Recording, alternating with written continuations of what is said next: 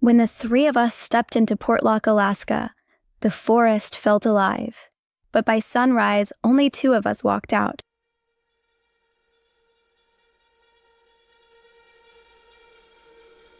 Tonight's story comes from one of my listeners, Ryan, who tells a tale that he'll never forget. Most people think Portlock is just an abandoned fishing village swallowed by the forest. But the truth? People didn't move away. They fled, because something enormous and ancient lives in those woods. The locals call it the Nantinaq, but we didn't believe that part. Not until it was too late.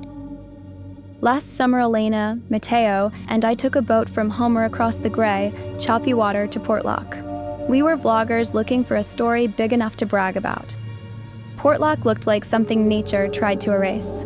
Moss-covered foundations, rusted cannery equipment, buildings crushed under fallen trees.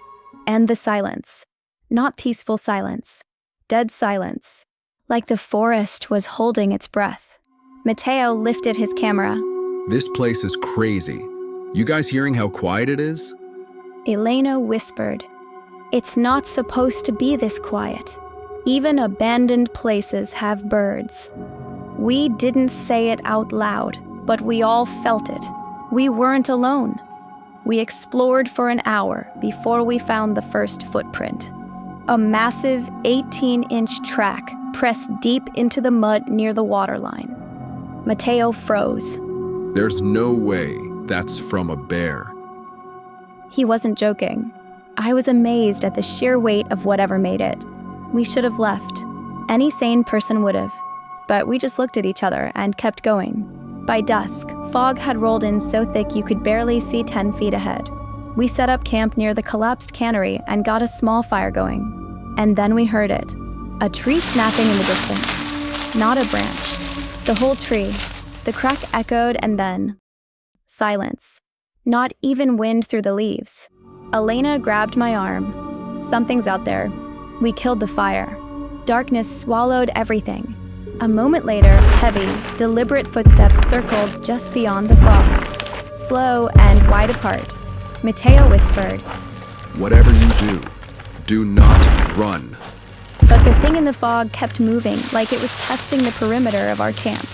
A fallen log shifted, brush snapped, and the ground trembled under a single, massive step. We backed away as quietly as we could. That's when the footsteps changed. They weren't circling anymore. They were following. We ran. Branches cut our arms, fog blinded us, but we sprinted through the darkness toward the shoreline. We were close, maybe 400 feet, when Mateo slowed down. His breathing was wrong, tight and shallow. Slow and wide apart. Mateo whispered, I don't feel right. We're almost there, I told him. Keep moving. Then, from deep in the woods, not far behind us, another tree snapped and hung. And between the breaks of fog, a huge shadow moved. Not fast, just closing the distance. We grabbed Mateo and ran with everything we had. Then thud, a massive impact right behind us. Mateo jerked backward like something had punched the air out of him. His flashlight flew from his hand, skidding across the moss. We spun around. Mateo, run! But he wasn't moving. Something in the fog slammed into him again, hard enough to knock him off his feet and drag him backward. He let out one sharp cry and vanished into the white wall of fog. We sprinted after him, branches snapping, heavy thrashing. Mateo's ragged breathing cut short by a final, chest-deep impact that shook the ground under us. Mateo! Answer me!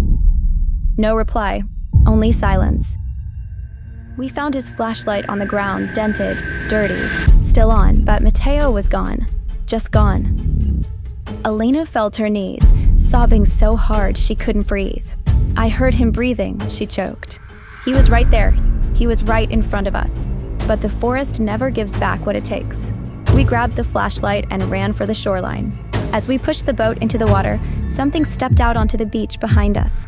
A silhouette, easily 8 or 9 feet tall, broad shoulders, arms that hung too low. It wasn't chasing us. It wasn't roaring. It just stood there, holding something limp in its arms. Elena covered her mouth, screaming into her hands. I couldn't move. I couldn't speak.